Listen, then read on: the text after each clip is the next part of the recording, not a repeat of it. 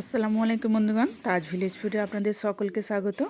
আশা করি আপনারা সকলেই ভালো আছেন। আজ আমি আর একটা নতুন ভিডিও নিয়ে হাজির হয়েছি। হ্যাঁ বন্ধুরা, আজ আমি বানিয়ে ফেলছি ভেটকি মাছের মাথা। আপনারা তো কাঁটা খেয়েছেন, এরকমভাবে একবার মাথা রান্না করে দেখবেন, ভীষণই মজার হয়। আর অনেকে বলে না এটি আঁচটে গন্ধ ছাড়ে, সেই গন্ধটা যাবার জন্য আমি এখানে লেবুর অর্ধেকটা নিয়ে নিয়েছি আর দিয়ে দিলাম রসুনের জিরে দিয়ে দিলাম। আর এর মধ্যে দিয়ে দিচ্ছি নুন আর হলুদ গুঁড়ো দিয়ে ভালোভাবে এদিকে মাখিয়ে নেব।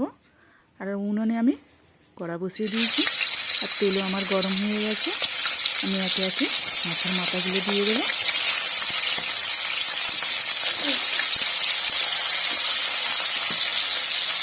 আমি সবগুলো মাছের মাথা দিয়ে দেবো ভাজবার জন্য।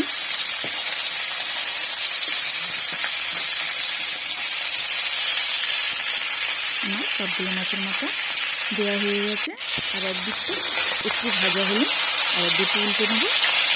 এটি উল্টাবার কোনো ভয় নেই, যেহেতু মাথা ভেঙে যাবে না, যে মাছ ভেঙে যাবে সেটা হয়নি।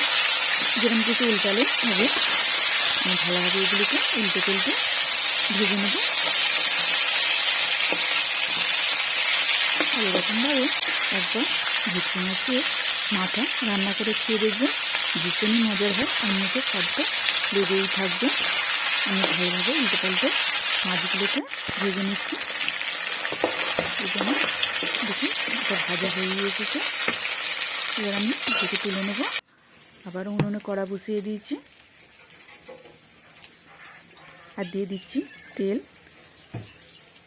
আর আমি এখানে 5-6টা রসুনের কোয়া কুচি কুচি করে এর মধ্যে দিয়ে দিলাম। এটি একটু ভাজা ভাজা হয়ে গেলে এতে দিয়ে দেবো 2টা দারচিনি আর দিয়ে দেবো 5 ফোড়ন। আর দিয়ে দিচ্ছি আমি 2টো শুকনো লঙ্কা।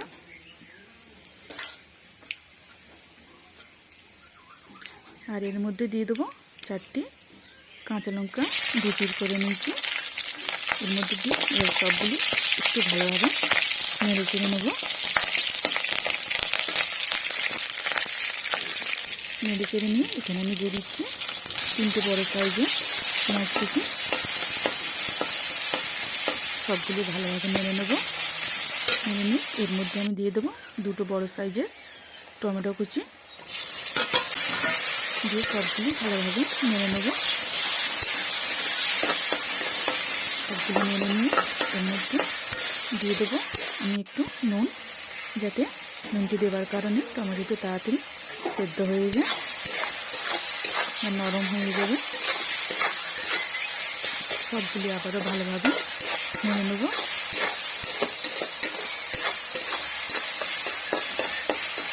আমি সবগুলি ভালোভাবে এখানে নেড়ে নিয়েছি। আর আমি এখানে একটা পেস্ট তৈরি করে নিয়েছি।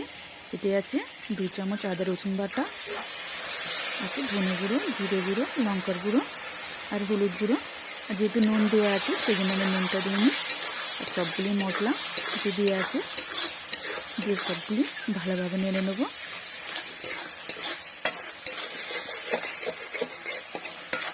এদিকে ভালোভাবে কষে নেব যাতে কোনো মশলার গন্ধ না থেকে থাকে।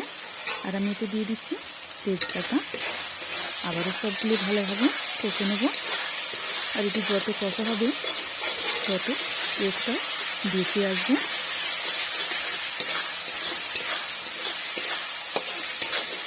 এটিকে ভালোভাবে আমি নেড়ে চেড়ে নিচ্ছি।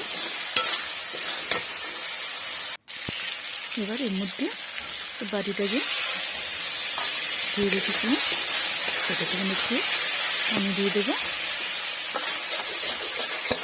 দিয়ে আবারও ভালোভাবে সবগুলি কষে নেব।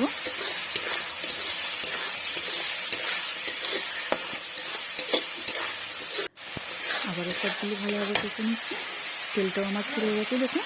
এবার আমি যে মাছের মাথাটি ভেজে রেখেছিলাম এর মধ্যে দিয়ে দেবো। দিয়ে সবগুলো ভালোভাবে মিক্স করে নেব। আর বন্ধুরা, এই শীতকালে একবার হলে এরকমভাবে আপনারা এই ভেটকি মাছের মাথা রান্না করে খেয়ে দেখবেন, মুখের স্বাদ বদলে দেবে। একবার হলেও রান্না করবেন, এতে গরম ভাতের সাথে খেতে ভীষণই ভালো লাগবে। আমি সবগুলো ভালোভাবে কষে নিচ্ছি। দেখুন দেখতে কত লোভনীয় লাগছে, তাই না? এই মশলার সঙ্গে মাছের মাথাগুলো ভালোভাবে মিক্স করে নিয়েছি। এবারের মধ্যে আমি আবার সবগুলো ভালোভাবে কষে নিচ্ছি। এবার এর মধ্যে দিয়ে দেবো পানি।